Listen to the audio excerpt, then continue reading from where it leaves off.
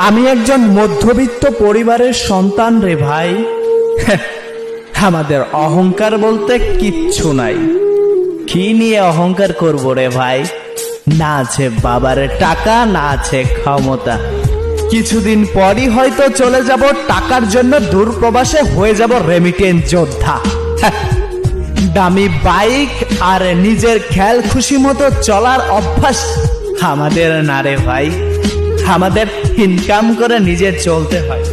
তুমি শুনেছ না, দিন আনে দিন খাই। আমি তারই ছেলে রে ভাই।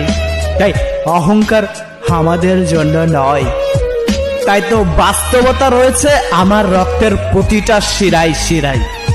তুমি যখন দামি বাইক নিয়ে ঘোরো সারা বাংলায়, তখন আমরা ভোর 6টায় ঘুম থেকে উঠে কর্মে যাই টাকার প্যারায়। তাই তোমার সাথে আমার তুলনা চলবে না রে ভাই। এই কথাগুলোর মূল্য শুধুমাত্র মধ্যবিত্ত পরিবারের সন্তানরাই বুঝবে রে ভাই।